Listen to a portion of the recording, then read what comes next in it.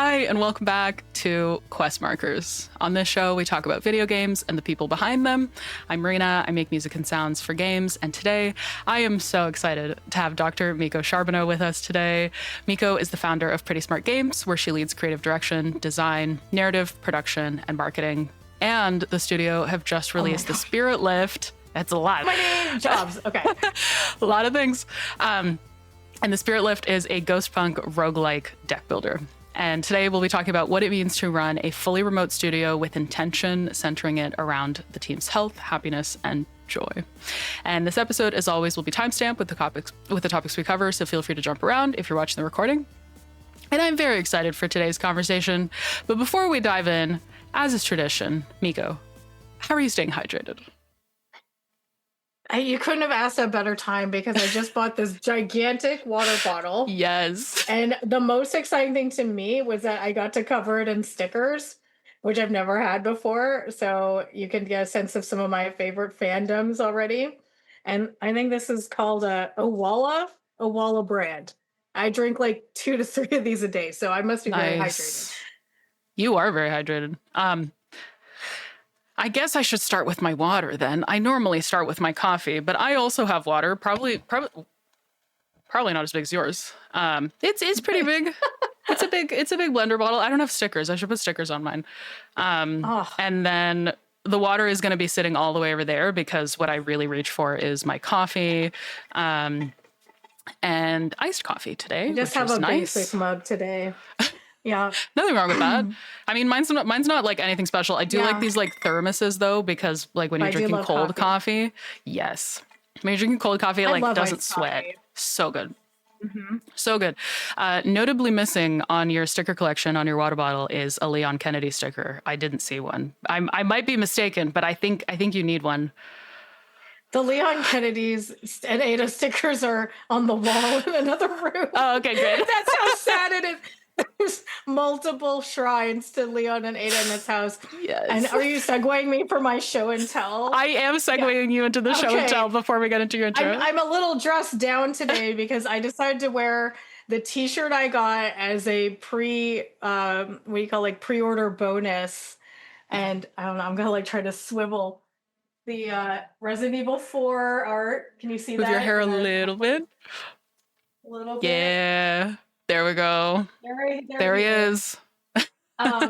This was a gift that came with the premium edition. So cool. First release on PlayStation 2 that I was obsessed with and had to get after playing the GameCube one. And this is the first time that Separate Ways, starring Ada Wong, ever existed. And we didn't even know at the time what we were about to get. I am so Ada Wong obsessed. I can't believe you are too. We will have to be lifelong friends now. Yes. You don't understand how important that is to me. Yes. Love Ada. I truly think Ada is a top, like, triple S tier, one of the coolest video game characters ever. I will always say, if someone asks me, she's my favorite video game character. She's so personally invested. But if we start talking about her, we will not talk about anything else. Because I already did a podcast episode where I talked to her for 2 hours. So it can happen and probably will happen again. Hell yeah. I'm going to link that in the description. Oh my God. Okay. You'll learn a lot about me in that. No, I love it. But okay, tell us a little bit about yourself before we get into your game dev journey. Which I guess that'll tie in. This is my who I am today, I guess. So I'm Miko Charbonneau. As mentioned, these days I work full-time on making my indie dream come true and running a remote studio. We'll get into it with the backstory, but I started out in programming and game design, and then moved into, when I wanted to do my own thing, I had to take on all these other roles. And outside of like making games and playing games, which is probably like 80% of my life at least, I really like dancing, swimming, and horror. I'm hugely into horror, especially horror movies, books, and games. So I can talk forever. And one of my favorite things to do is recommend people horror movies based on their preferences. So if you want one of those, you let me know. I'll do it for anyone, probably. um, yeah. So I think I don't know. These days, it's like this is all I do is run the studio. I have a wonderful dog and husband, and we just have a very happy life together. Oh, and I do a lot of writing. I should have mentioned that. I I write horror short stories right now, so I'm trying to learn that world, which is very different. And it seems scarier in some ways than games because you do a lot of submissions and rejections. It actually feels okay after a while, but at the beginning I was like kicking and screaming, like, I don't want to submit this. They're gonna hate it, you know. So yeah. I mean, I feel like it's Mm. always vulnerable putting your work out there in any capacity, especially leading your own studio and working with a team to create something that's unique. So tell us a bit about your path into game development. How did you first get into game development? Yeah, and so since I'll do like a really short version of like the whole life story. So I started out with technology really early. My dad was an early adopter, so a lot of the things that I'm excited about are things that people in a different generation than me would like. Like my first games were not NES; they were like old PC, Amiga, Apple IIe games, like Sierra adventure games, because that's like what my dad was playing. And we had it when I was so little. Like we had a modem and the internet way before like AOL even. Like it was like I don't know how to explain. Like he just had stuff, and he's like, "We're talking to other people somewhere else." It's just like a black screen with white text, and I'm like, "Huh?" I'm like a toddler, right? Like, what's going on? What do you mean we're talking to other people? So I always really wanted to be in like computers, and I loved games, and I loved writing. Um, and so when I went to college, I was like, I'm going to be like an art and computer science major or something. And over time, it just became like, I think I'll focus on computer science because programming is like a really solid career. And in the meantime, my writing and stuff, I'll just like do on the side. But like, there's no future in writing, and like you could never get into games. So I just like told myself these things that were not true. And then, and by the time I was in grad school, which I like to say I entered grad school because I was also thinking, I don't know if I'm a good enough programmer. Like maybe, I should stay in grad school and like learn more. And a lot of that came from the environment, like people that were in my peers in my programming classes were very putting on errors and cocky, and like if you ever made a slight mistake or you asked a question, and I don't know how much of this has to do with me being a woman. I'm sure many people here will assume it probably had a lot to do with that, but I'll never know, right? And they would just be like, oh, you don't know that, like of course it's blah blah blah. And I can only look back now and see like come on, like when I finally went to Microsoft for my first internship, I was acing all of the stuff they were having us do, and I wasn't even a coding intern. I was a program manager, like the person who writes the specs and produces. So like I just explained because I think sometimes people just say like, and this happened to me, but I think it's important to tell the emotional journey of like a lot of the time I was insecure making these decisions. And then, similarly in grad school, I was like, okay, I had this great professor, Dr. Joseph Laviola, who was doing game stuff. I was like, I got to get in there. And he was working with Wiimotes at the time. And a lot of the stuff was about combat because they're getting money from the military. Like, what's the best way to train soldiers? Like, make a game around that. And I was like, that's kind of like all the same. So I was like, I don't know, what about dance games? Is anyone studying dance games? I like DDR. And he's like, no one's studying dance games. So I was probably one of the first people in the world to study dance games. That's why I got my PhD in. So if you want to talk about rhythm game mechanics and stuff like that, we could get into that anytime. And then from there, I went to Microsoft and I did two internships. My second internship was with the team that made Connected Ventures. So I was super psyched. Another thing I could talk about forever is like how cool the Connect was. The media response on it's different from the technology, which was actually really useful in a lot of ways. And then from there I worked on the HoloLens. So I was like big in AR VR my time there. And I'm moving really fast now. I jumped from there to Minecraft. So I have the sword and the HoloLens thing here. So I worked at Minecraft for a while as a senior game designer on a Bedrock version. And I jumped from there to smaller studios and eventually was just like, I'm going to go all the way on my own. And part of the reason I felt like I should do that is because probably for the, 7 or 8 years before that, me and my husband had been making games and apps on the side, not really with a business mind, but more for a mind of we just want things to exist, and we have too many ideas and we want to grow them.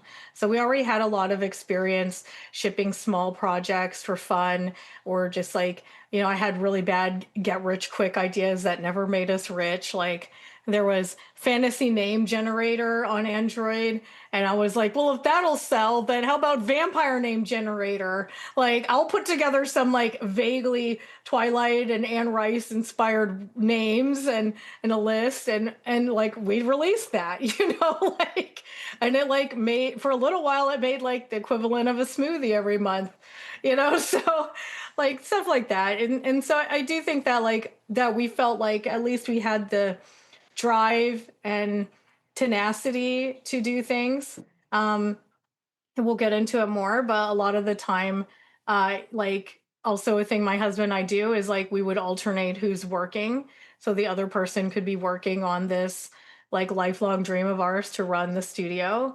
And then with the Spear Lift being like one of our biggest projects, we tried some new things, and it's our most successful title. And we're just trying to make the dream happen. And so me talking to you all, and to your audience today, I feel like I just want to share. I don't have all the answers, but there's so little information, I think, about people trying unusual paths, that any information is useful. And I think just like how I had to take the stories of many people and kind of pick and choose what I would try from what they had done, I hope to be part of that legacy as well. So yeah, I mean, every day for me is like I get to set my own schedule, but there's lots of risk and lots of scary times, especially when business deals come up. I get nervous because business is not my forte. Um, and But yeah, that's kind of where I am now. It's really cool seeing as you told your journey, like all of these pieces that you've taken with you into now the role that you're doing, which as I mentioned in my introduction, you have so many things under your purview. And so it's like you had that Microsoft internship where you're doing program management. Well, you're leading Hmm. production, right? Or like you have always written on the Yeah. side, well, you're also leading narrative, right? Or like you did game Hmm. design on Minecraft, well, you're also doing game design on your own projects. And so it's cool how you've put together almost this mosaic for yourself of skills and experiences that now you've taken with you. So tell us a little bit about the Spirit Lift. Tell us about the game, and then I'll tell you about my first run because I've been Yes. dying to tell you this. But I'm I'll so let you introduce excited. the game first. Yeah, so the Stairlift is a roguelike deck builder. So if you've played, other roguelikes, if you played card games where you find cards and you mix and match every run, which you're going to play, it's a turn-based game that takes place in a haunted hotel. And some of the things that make it unique is that you play as a team of three teenagers from the 1990s, and each teenager brings in their own starting cards and gear. So the personalities of each character determine like their play style, and the mix of the three characters determines your strategy for that run from the beginning. There's also like a lot of narrative overlap. Like as you play the game more and more, you play with different characters and you see how they banter with each other and the relationships they have. But the characters also can lead to different scenarios. I want to like intrigue people without giving spoilers away, but it is somewhat of a nonlinear game, being a roguelike, that you will not, it's not just going to be, oh, I found different cards this time. It's going to be like you're fighting a different boss, so you have different story events you can run into. And some of the characters innately are adept at certain story events and can actually bypass things if they're present. There's also a lot of 90s nostalgia, references to horror movies, lots of Scream references. I'm a huge Scream fan. And there's references to Resident Evil. If you know, like, some of the classic lines from Resident Evil 1 original, there are like direct references to that in there. So that was fun. I don't usually like to put a lot of references in, but there was so much dialogue I had to write for this game that I had to. And the reason it's called the Sphere Lift is because you're taking this magic elevator through a haunted hotel up 13 floors. But if you want to get more involved in the backstory, there's more to the elevator and why this is even happening to these teenagers. And we also called it the Spirit Lift because the idea of surfaced around like 2021, and it was the middle of bad times. Everybody's trapped in their house, and what is our next game going to be? And we thought like this is going to be the game that will like lift our spirits, so this was like our fun thing that we got to do. um, Another thing that's very unique about this game is that we usually hire people at the end to work with us. Like, I really appreciate you saying, I've taken on all these roles. But I think it's important for people who work on their own or in small teams to be really aware of what they love doing and what they don't know how to do. What they love and they want to keep doing, what they maybe want to grow into, and what they'll probably willing to let go of. Because the more roles you take on, the less that you can get things done quickly. And you're also never going to be an expert in everything. So for us, it's art and music. And we were really lucky to find an amazing art team of three people and an amazing composer. And we brought them in by the coming soon page, like so early for the very first trailer when there wasn't even a game yet. And I think that changed the whole trajectory of the game because instead of me I always had a strong direction. I think that's important. But instead of me like having absolutely everything I knew that I wanted laid out from the beginning, I had these amazing collaborators that were there for a lot of the storytelling and a lot of the um, you know, ideation and early concepting. And they hugely influenced the whole look of the game and the the synergy and chemistry of all the pieces coming together. So it was a different way of working for us, and the health of the team and the joy of all of us as a team working together really well has been expressed many times by the people that we worked with, and I think allowed me to see how you can move from just being like, I'm going to make a game and I'm going to make it because I think it's important and I want it to exist, to, hey, I'm now making a studio and my studio infects other people's lives because of the people we're going to invite in to be part of the team. And it's now my responsibility to make sure that I'm having a positive impact on their lives. And I do think a lot of that comes from having bad experiences in the past, and I'll spare you the details on that, but I think a lot of people that start their own studios or think about it had a bad experience.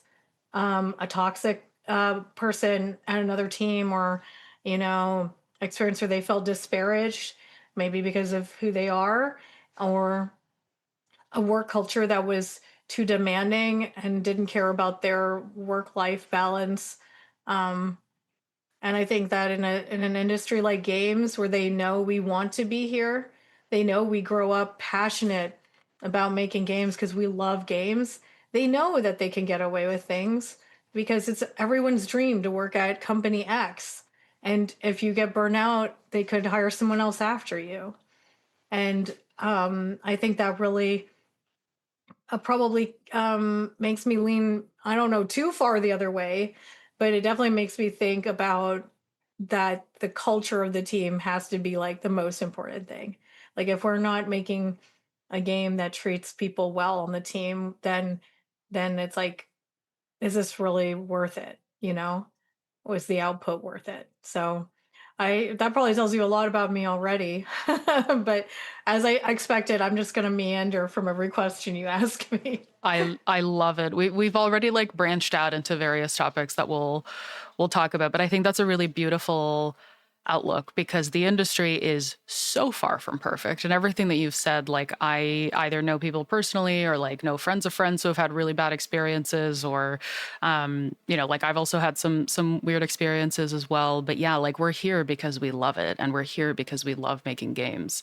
And hopefully, like people find themselves in a position where they're working at a place that they love being at, that will prioritize like the humanity of work, because ultimately like it is the people that come in that create these experiences and these stories for other people. And I think we do it because we love it, and we do it because we want to tell stories, or we do it because we want to create something that someone can find respite in, or there's a lot of reasons I think why people want to be in dev.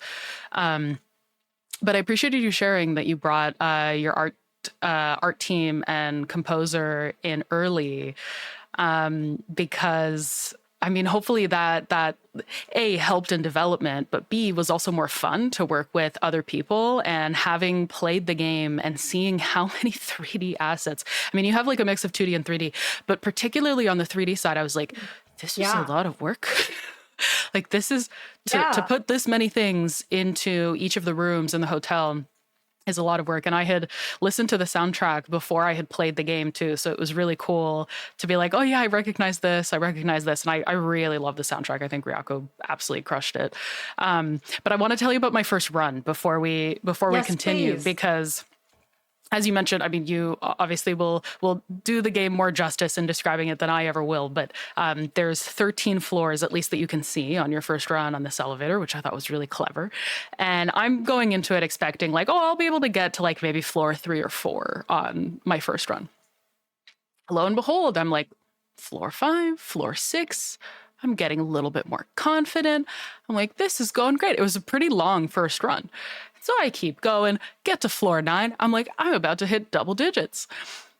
Feeling pretty good. Floor 9, at the end of floor 9, I had some issues and I made a mistake, and I played what I thought was the wrong card, or like not the most optimal card. And so I took a fair bit of damage, and I was like, that's okay. If I can find like a hotel phone to call reception, I might be able to heal.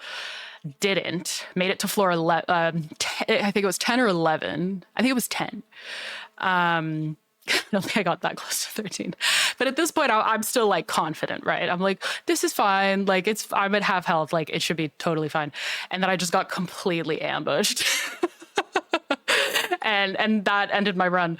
And then I unlocked who is now my favorite character, Briar, in the game. But Yay. yeah, just this Hmm. overconfidence that I don't know if it's because I don't know the amount of RNG that there is in the game, but yeah, it felt really good actually to not have my first run be a short run like I was expecting. Wow. I Yeah, and really and appreciate that. Yeah. yeah. Well, I can't even tell you how much thought went into that. Like the last year of development, almost every day, myself and Emerald Pond sat down with the game and talked about the psychology of the players. It's not even so much what's true, it's what people were telling us that they thought was true. And a weird thing about the Spirit Lift is that I don't know if it's because of the art style or the characters, but it really draws in an audience that doesn't play deck builders. And I'm a really big fan of letting the game be what it wants to be. So I really thought when we started making this, it was going to be like a Hades 2, like murder you immediately, murder you immediately. And like that's the kind of game I play a lot. But what I was hearing from people was that they didn't want that. And I who's to say? Maybe I should have stuck to my guns and said they do want that. I know what's best. But I was just there was just like an audience that was talking to me that was saying the game is too hard and I really want to love it because I love the art style and it's too much. And so those first few runs especially, there is a bit of magic there to make you feel like you're learning and that you're getting a lot farther than you might think you would get. There's multiple bosses, so there are bosses that are harder than the one you're going to start out with. But ideally, by then, you're feeling a little more capable. You might have unlocked some things. One of the cool things in our game is that every character also has challenges you can do to unlock other starting cards and gear. So you might really like Briar right now, but you could also look at Briar's page in the library and unlock her other cards, and you can mix and match them. So you can really like change your loadout to be totally different and play different. Like it adds a lot more complexity and strategy into how you start out the game. So yeah, I mean that actually like feels like a really good run to me for your first time. That's very exciting. But I definitely worry, like, and you can't please everyone, right? From what I hear about like the impression when the game came out was we had almost equal people saying the game was too easy and it was too hard. So I'm just gonna, neutralize that and take that as a win because I at that point, feels like we did it. Like, you can't because you can't get everyone on board, right? And I think more what we were excited about was the approachability. It sounds strange, but like our company motto has always been like empowering players. Our last game was a learn to code through a love story game called Code Romantic. And when I was thinking about, what is empowering about the Spear Lift, I think the cast is like deliberately very like they're mixed race and kind of ambiguous in some ways, and that actually ties into the lore of the town.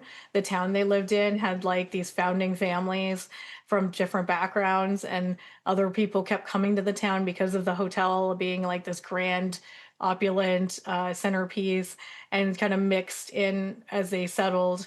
And so all the kids there have like a very different upbringing, being in this like strange like tourist town that used to have a gold mine and had all these like local legends and things.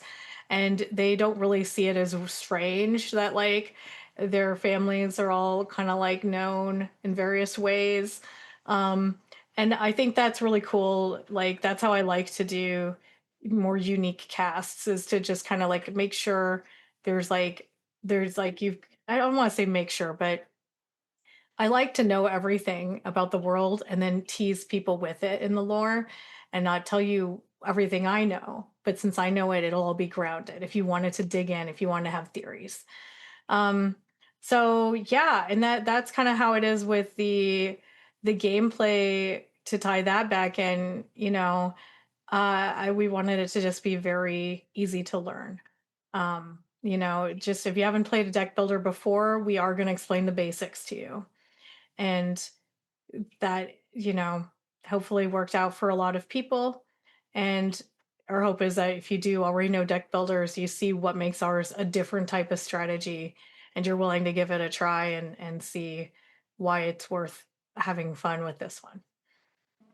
Definitely feels like there's a level of strategy and planning when you're bringing your characters in because it's almost you're making tactical decisions at the very beginning. You're like, what type of character am I bringing with me for this run, and how's that going to work? Like, do I need someone who can heal, like Briar? Mhm, Because I don't mhm. know, maybe because of my last run didn't go well on this floor or something like that. So I definitely I could feel the level of intention Yeah. for sure as I played it. I think a little bit of that is game dev brain. Like I am by no means a designer, but from like having designer friends and talking to designers, like I try to at least like think about that stuff. But going back to, I would love to switch gears and talk about the founding of the studio. Tell us a little bit about that, because obviously that was a really big decision. And in particular, I would love for us to focus on, as you were founding the studio and as you were bringing folks on quite early, how did you think about prioritizing the team's health and the team's happiness and the team's joy ultimately? Yeah, so, for the founding stuff, I would say that like because I had this grace of having worked at a big corporation, and I had some extra funds to spend experimenting, not a lot, but I basically started it as a way to kind of keep the little indie art games we were making separate from our day work. But I also like, I don't know, I know a lot more about business now than I used to know, but I just fumbled in. Like I just opened my state website and it was like, would you like to start an LLC? And I was like, yeah, I guess. And I just started doing things and I was like, I'll figure it out later. And then like a big, I think, key to my strategy of life is if you don't know something, find someone who does and make friendships and network. Even now, if you're thinking about getting a job at a studio, I cannot emphasize enough, especially now, that network is everything. That like if you work with someone and or you're friends with someone, you meet them at a convention or a conference, you meet them at a co-op get together or a Discord server, and then you guys start chatting, and then they know what you're trying to find. They might know someone who knows someone, and it doesn't have to be a dirty process. It's not about that. It's about the system is against you, and people who care about you as a person will look out for you and you will look out for them. And so, I eventually met someone who I admired who had published board games. And I thought he's so cool. We went out to lunch a couple times and I was like, I need a lawyer. I don't know what I'm doing. And he's like, I have a lawyer. He does like a really cheap flat rate for like a trademark and he can like look over, he can help you make a contract. And I was like, great, because I don't know how to pick a good lawyer. And so something like that was really helpful. And so, I that was sort of how everything started. Business stuff, if you've never done it before, it's it's not hard, but the hard part is if you're a more creative mind, you probably have never done it before. At least that's my experience. If you find you love it, that's amazing. Latch on to that feeling. Or if you have someone on your team that's like, I want to do biz dev. I want to think about merchandise. I want to think about like crossovers with other games. I want to think about getting us in the right Steam event and making deals. Great. That's awesome that someone wants to do it. But if nobody on the team wants to do it, that's probably something you'll have to do yourself because nobody is more committed to your game and game studio than you are. And I think you can learn it. It's just going to be a little bit of a learning curve. And there are books that explain the basics. So, like most things, it's almost like you're back in school, right? You start to take notes. You take notes from reading like 4 or 5 books. You combine the advice. You listen to people, like that have done it before, and you try to figure it out. And you make mistakes. Maybe that's the most important thing. It's embarrassing to make mistakes. It's like sometimes you'll do a thing and you'll find out that it wasn't just on the state level that you were supposed to notify someone that you went to this event and sold stickers. You were supposed to notify the county and the city. And how were you supposed to know that, right? You just sold like $20 of stickers. And like we've made those mistakes. And I guess you will make a mistake on something. So if you're just like put yourself in that mindset to be like, all right, I'm gonna have a good cry about this, or just like let the embarrassment wash over me, and then I'm gonna make notes and I'm not gonna do it again next time. It's really not that big of a deal. Like no one here would ever know, except I just told you about the sticker thing, but no one has ever asked. You're the only people who know. So, right. So that's a lot like starting the studio, and oh my gosh, you should talk again. Set me up for the next one Yeah, because yeah, I yeah. talked too long about the first half. No, that's really helpful. And I saw. Let me see if I can find this really quickly. But I saw a very wholesome take on networking the other day, where I was like, this is really nice. Uh, if I can find it quickly. Okay, so this is someone posted this on Blue Sky. So start quote. I don't network, I make friends. Other artists are not my competition, they're my beloved peers and sources of inspiration. We all have the same goal, to share our art. I'm not going to corporatize my human relationships with them. I am in my sandbox playing, and I hope they join me. I thought that was really sweet. Yeah, Because we are all in true. it together. But yeah, switching gears a little bit, you spoke earlier about creating a space in this industry that has been a roller coaster ride, especially over the last few years, creating a space that is safe and that prioritizes people's work-life balance and people's happiness. Tell us a little bit about how you did that with intention while simultaneously running a fully remote studio, which I think that's kind of two different topics, and we can get into the remote stuff a bit later on as well if you want to go a little deeper. But I personally think there's so many benefits to being fully remote. There's also other things that we need to think about and be a little bit more thoughtful of because we're not all kind of in the same space. But yeah, I'm a huge advocate of remote work. But yeah, tell us a little bit about kind of you founded the studio. It is fully remote. You brought this team on. You really wanted to prioritize like their experience being really positive. How did you think about that, and what did you implement within and embed really within the culture of how you work to accomplish that? Yeah, I think that you have to listen to everyone on the team and have like a really strong trust with them. And you also work as a producer, and I really admire your freelancing work too. I'm sure there's tons I could learn from you. When you think about yourself as the producer and the creative director of the people on the team, then, you think about like your end goal, everyone's end goal is the same, which is to make the best game possible. You as the lead know things that they don't need to know, but you need to make sure that the work they're doing is aligning. So I think that one of the first things is task clarity. The less you know, the more ambiguous they feel, and ambiguity is stressful. And they don't know if they're delivering something that you want, and it's going to take more time. So one of the things I think is very important when I think about like my strengths being in design and production. And if you are thinking of doing anything freelance or running your own studio or running your own business, being your own producer is really a great skill set to have. And so this usually comes down to time management, to looking at how long things take, to scheduling, to organizing content and assets and things. But when it comes to the team, it's like let's start first with this first thing I brought up, task clarity. Not just saying like, hey, like, I don't know, we just kind of need like a song for the start screen.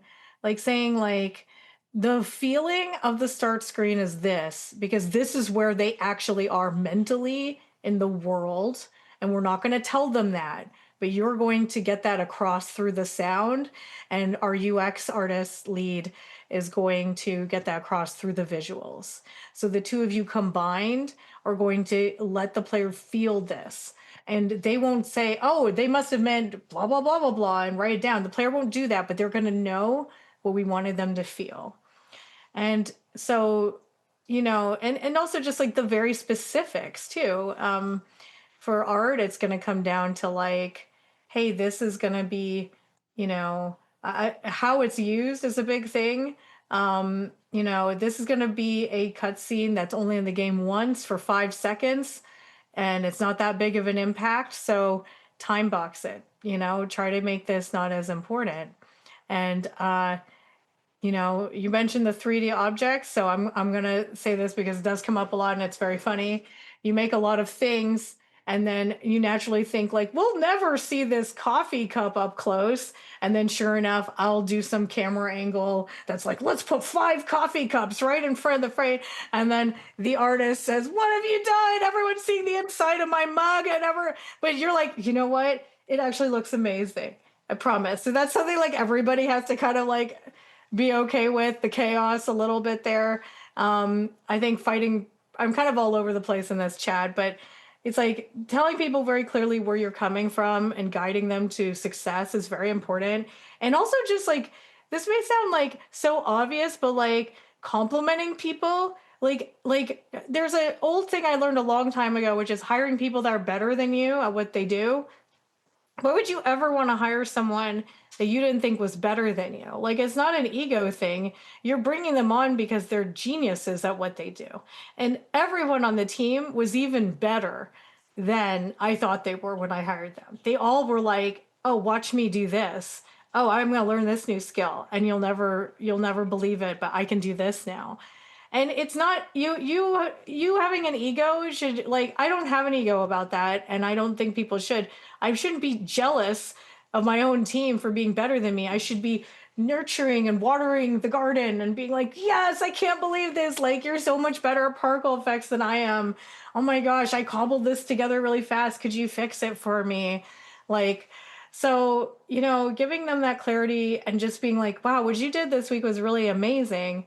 And like, if you do have things that have to get fixed, like, don't just say the negative thing, say both. Like, say, I can't believe how well this turned out. My only thing is like, I think the coat will be a distraction in this scene. Like, could we maybe change the color or something?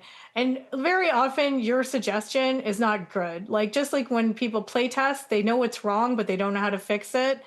It's like this all the time. So you also giving suggestions will probably not be good. But I still like, I do like hilariously crappy post-it notes and I hold it up to the team. And I'm like this kind of, like you could like that. And they're like, okay, we're gonna try a thing. Um, we used Miro a lot. We use Notion for tasking. Notion tasking is very powerful. I recommend it over something like Jira or something more heavy if you're small, because my experience is that art people, um, like non-programmers on the team, don't really love all of the huge amounts of work that a more diligent, high-end task tracker does. They like something a little more visual and aesthetically pleasing, and you can customize it in a lot of ways. And maybe programmers also will prefer that if you do it. Like, think about what are actually your needs. How much do you need this thing that has 100 things already built in versus making your own database in Notion and adding tags when you need it. And we use Miro because our team is very visual and a lot of magical things started to happen. We would have Art Sync every Saturday, which is a combination show and tell because they don't know what each other's working on. So hey, I'm going to show you what I did this week for the game, and everybody then there might be a topic. If you have a question, bring up the question. I think that's also a very important thing is your team shouldn't feel like they can't have questions or they can't bring things up or they can't have suggestions. At the same time, it's like important that there's someone on the team whose job is to have the final say and everybody knows who that is. Because you'll get in these things where like you don't want to shut down feedback from someone who's not on the art team, but you do want the person who you hired to do the thing to have the final say on like how many pixels are on the left side of this border, like and so it is a delicate balance there, but at the end of the day it's better to have like a very clear hierarchy. Even if you want it to be like a total democracy, like it's better to make sure it's clear who does say the final thing in this. And so we would have art sync, everyone would show their stuff. Sometimes someone will say, help me, like I'm working on this task. It doesn't look right to me. And Miro is like they're branding themselves as like this AI thing. You don't have to use AI to use Miro. It's like embarrassing that they're doing that because they're like the best design flowchart program, the best whiteboard program. There's so much to love about them. So like give it a try, even if you're immediately like, what is that? Um, one person would like slap down the concept art they're working on, and then the other two artists would just start like pulling in images of things, and then they would all start drawing on top of it and like adding emojis and stuff. And it was not only super fun, but like that is like collaboratively how we solve problems. And I think it was like I think everybody needs to feel valued. This is an ideal situation. I'm not going to say that it's always going to work out forever, that everybody on the team is going to be a perfect fit. But um, what you're looking for is a situation where everyone trusts each other enough to say, like, hey, if I say I don't think I'm good at this one thing, I'm not going to be let go immediately, or no one's going to make fun of me. It's not a situation like that because other people on the team value what you do really well. And so we just had a great culture of everybody talking to each other and like supporting each other and saying like, oh, this is so cool, I can't believe you know how to do this, like I don't know how to do this, it's like amazing, you're so talented. Or like, hey, I know you're really good at color theory, like this is what I have, but do you have suggestions about like what colors I should use? Or I've got 3 versions of this, which one do you guys like? And me being the like official decision maker at the end, it's like I don't have to get involved until I see something that maybe is off brand or they come back with like exactly what they are like, this is the thing. And I'm like, it solves all the things I told you were important. So yeah, it is the thing now. I think that, I'm sort of meandering through many things here, but it's like as the director, your ego has to go back. You have to be able to trust your team. You have to accept that the game's not going to be the same game you would have made if you 100% did it yourself. There were so much things in the Spirit Lift I would have never thought of, and it's better for it because it's the team that did it.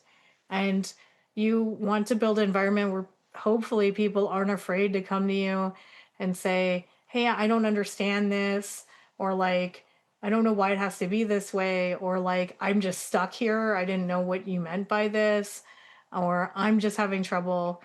I think another big part of this, going back into the mental health thing, is like, I'm having trouble this week. I'm moving, or, my cat is sick. This is going to be behind. As a producer mind, you need to know all that. And you can't have an environment where people are afraid to tell you that. So, did the game take longer than we thought it would? Yeah, it definitely did. Guess what? Almost every game that's ever been made has taken longer than people thought it would. Okay. And could it have taken less time? I mean, there could have been things I did along the way. I could have pushed people harder, and I really didn't want to do that. I think everyone did work really hard, but I also think that they took breaks, hopefully. And also, you have to take breaks because if your team sees that you never take a break and you're working 7 days a week, they're going to think they have to do that, or they're going to be like, it's setting a bad tone. So, you have to tell people like it's Christmas week. It's the week of Christmas. Stop logging in.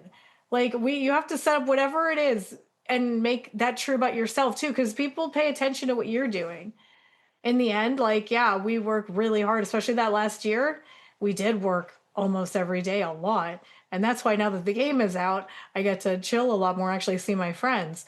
But I think that it's really important to figure out what are your boundaries and what you're willing to do and what you're not willing to do. And I was willing to extend the life of the game, like the dev time, in order to protect the health and joy of the team. And also, like, we didn't even bring this up, you can cut things, and we do cut things a lot.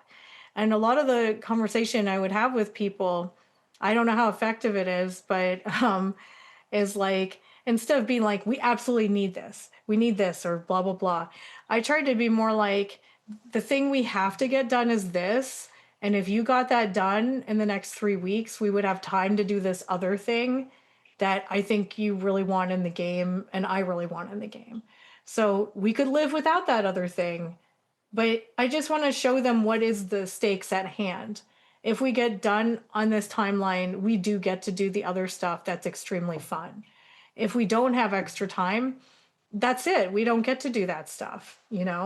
And it's okay. Games can ship with lots of stuff that you planned that never made it. Prioritizing is very important. But I think that covers most of like kind of my top things, which is being really clear about your direction, being really aware of emotionally like what your team needs and if they need time off, and communicating when things are going to happen and when they're going to come back. And I guess to lead into your remote work, we are across 4 time zones now, and it is sometimes a challenge, but being able to have some way that you're chatting constantly is very important. We used a bot that would check in with people every week. So even if you were like on vacation, people would be like, I'm enjoying the beach in Mexico or whatever. Like, you don't want it to be stressful. You just want it to be like, hey, what's everyone doing this week, right? And do you need any help? Do you have any questions? Um, and then like the having the meetings that are important but not too much. Like, if you don't have to meet every month because there's no new music work coming in, then you don't have to. But if there's a lot of music work coming in, then me and Ryako would meet more often, and we would just talk through what she needed, or she would like let me listen to the latest samples and things. So it's a lot of just like doing what feeling it out, I think. Maybe it's sort of like being emotionally intuitive, and if you're not sure, asking and saying, are we having too many meetings? Like, you guys feel like we're doing enough? And most of the time I prefer having cameras on in meetings, even if you're in your pajamas and stuff. I don't care. Like, I think it's kind of fun. um, but if you're in a state that you're not comfortable, sometimes you can turn your camera off. If that's okay. We try to. I guess another aspect of the remote is just like, I mean, a great example is like Leah on the team was like, I just feel like I don't like interact with everyone as much as I want to, and so we started to do like co-working, silent co-working, which some people have told me they do this all the time, and maybe I'm just new to it, but instead of everyone having their camera and their mic on, we would just be in a channel and our screens are being shared, but you're not talking and you're not seeing each other. And you can text each other. You can be like, "Oh, I love what you're doing over here," but it just actually makes you. It really does make you feel good, like you are together, and in sort of like a really like deep way. Even though you have the freedom to still like play with your dog or eat a sandwich or something, or get up from your computer and sit down. And these things may seem obvious, but when we're talking about like remote work, what you're losing out is the personal connection.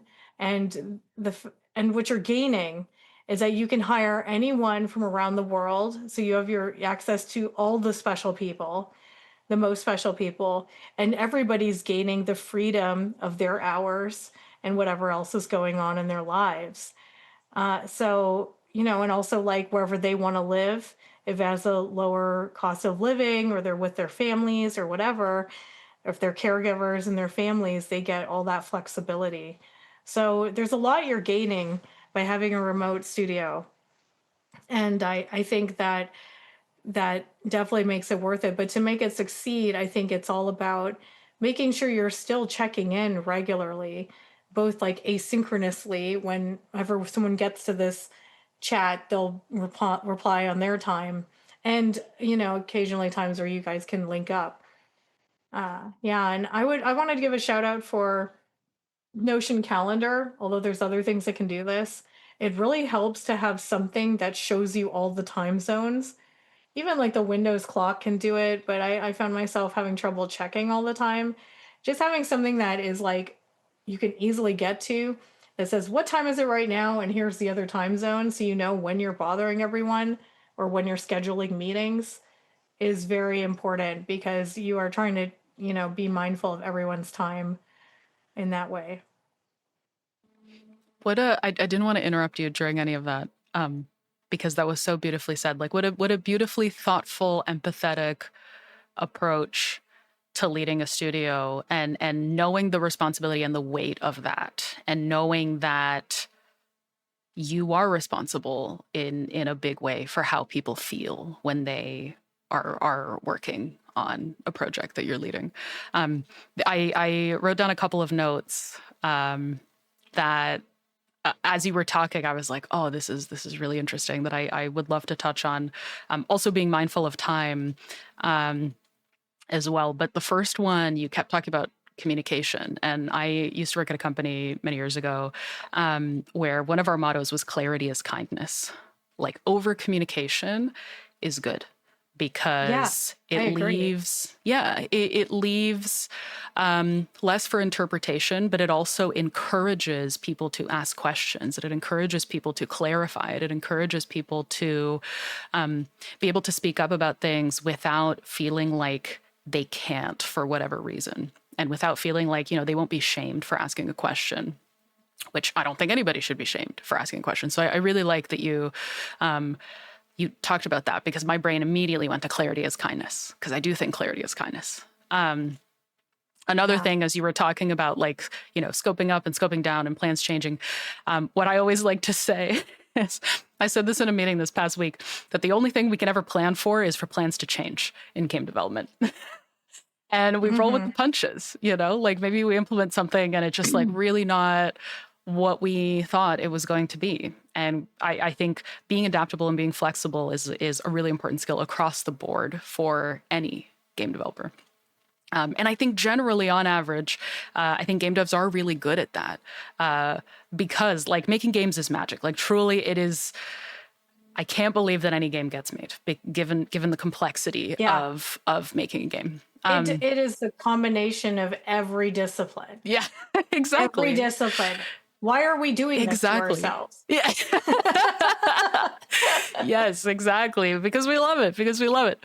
But the last thing, as you were talking about feedback and kind of having a decision maker and having other Yeah. people's feedback, I do think that's important. I like to ask for feedback from people who are not in my discipline, and I do it very often. And the response that I get typically, both on the music side and on the sound design, sound effects side, is, oh, but I'm not a musician. Oh, but I don't know what I'm listening for. And I don't think that that matters at all because I'm listening for a very particular thing. Like my ear, I have trained my ear to listen to very particular things.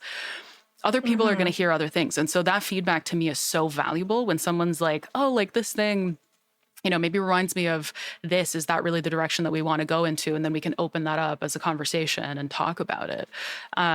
So yeah, I really loved all of the things that you touched on. And frankly, you covered like all the things that I wanted to ask you in that. And that's why I didn't want to interrupt you. So That's keeping so track, funny. you touched on like technology and best practices for communicating and asynchronous and synchronous communication, like all these things that I was like, I hope we get to talk about these things because I'll ask. I feel like I've just Um, been meandering, but I think I'm so comfortable with you that I was just like, "Oh, yeah, I just blah, blah, blah." it was But, really good, like so many great insights.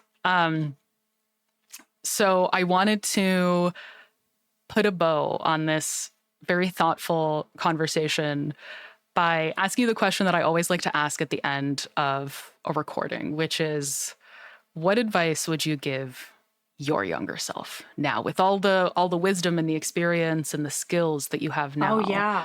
What would you have told your younger self? And you can choose the age. It might be, you from a few years ago before you founded Pretty Smart Games. It might be you from back when you were studying, because you told us that story too. Like, what advice would you give your younger self? Oh, yeah, that's such a good question.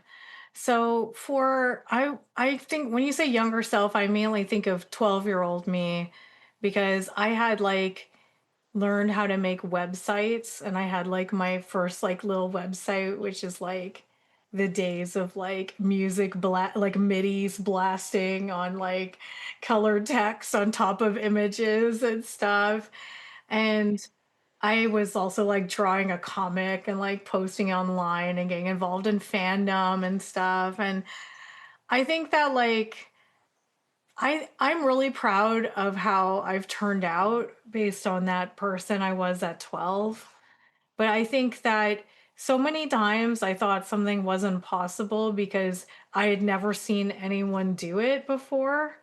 And so many people told me it would be impossible. And then it turned out that I mostly found a way to do it anyways. And I wish that advice came more. And I'm very aware now, like, when I was like growing up and when I was getting into games and I'm absorbing all these talks, and I hope that I've done a better job than some of the ones I was disappointed in because I think a lot of times you listen to people who you think are successful and they're just like, yeah, I mean, I just like tripped and fell. And then like this guy gave me $200,000. And I thought if I read a couple books, I'll figure it out. And now we have a successful company.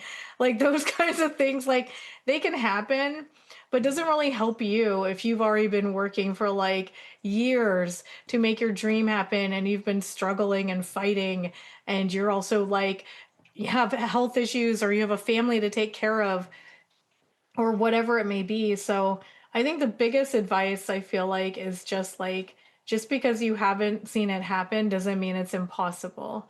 It just means that you have to figure out a different way to think about it. When I thought about what it would be like to run my own studio, I thought I would have a brick and mortar building and I'd have 30 people under me. And we would all go there and we would like work on a thing together. And I would have publishers and blah, blah, blah. And to make my dream happen, if I had taken that route, I probably would have like gone bankrupt because that was the route a lot of people do, and they make one game and then they run out of funds, or someone treats them really badly, their business deal goes bad, or suddenly the whole world shuts down and then something happens out of your control.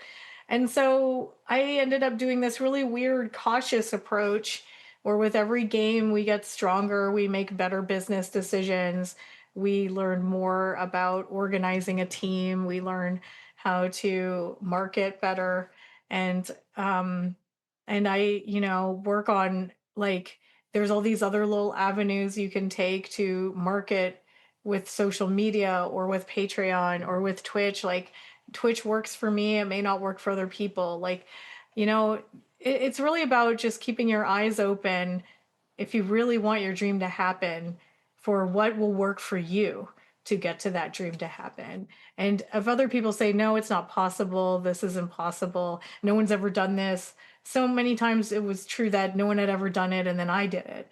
So that's just what I would say to myself is like, don't listen to them. If I had made different choices, I would not be as happy as I am now if I had listened to some of those people. And I think that's probably hopefully true about people listening to this chat is like, I even like, here's a weird one. Like when I was in grad school, my advisor was like, what do you do other than code every day? I'm like, oh well, I make costumes. I make anime costumes. He's like, how often are you doing that? And I was like, and I lied. I said, like an hour a day. It was definitely more than that. And he was like, you'll never get an advanced degree. You will never succeed if you're doing something that much that's not coding every day. And he could not have been more wrong in his life, because not only did I get the master's and the PhD, but my first interview at Microsoft as the project manager, I had written that I had like organized teams for things, and the hiring manager was like, tell me about this. And I was like, oh, well, I get like 19 people together and we all drive to Atlanta and we put on like a 2-hour show full of skits and mini games and trivia. And everybody has like organized dances and costumes and routines. And she was like, really? And like, and then even after that, I heard people say, never put your hobbies on your resume. Okay, then what makes you stand out from other people? Like, what makes you different or unique? And having had that experience, I would never do that. I always want to know what people do other than exactly what you're hiring them to do. Like, who are they as a person? So that was just such bad advice for me, and probably for a lot of people. And yeah, so, I think that ultimately, I think that we only have the one life. And if you have something you really want to happen for yourself, it's not necessarily going to happen easily or perfectly, but luck can happen to you, and you have to be ready for luck.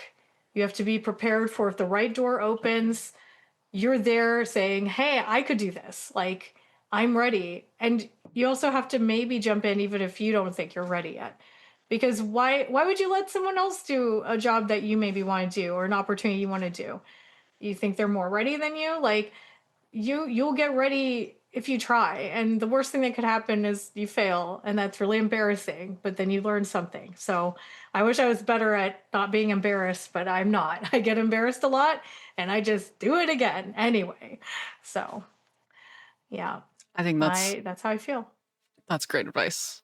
What a fucking inspirational way to end it. That is all the time that we have today. This was Miko. I feel like I'm going to be editing this and I'm going to be like, yeah, I need to write that down. I need to write that down. I think you're going to have a line out your door for the next title, because your leadership style is so, your leadership style is so steeped in humanity and understanding and empathy. And I really loved hearing all the details about it and how you think about it, and yeah, how you get everyone together, and the thought behind when people need a break, and what technology might be good to use. Like, so many golden nuggets. Congratulations again on the launch of the Spirit Lift. It's about to be on sale Thank you. from, I don't want to get this Oh, wrong. May 1st to May 11th. It's on sale. Yeah. We're in two sales and they're both really cool. So you could like look on whatever the socials are and stuff to see that. And we have a demo. So if you're not sure it's your type of game, you can play the demo and see what you think. And the demo even has achievements in it. So you can actually play it for a while. Hell yeah.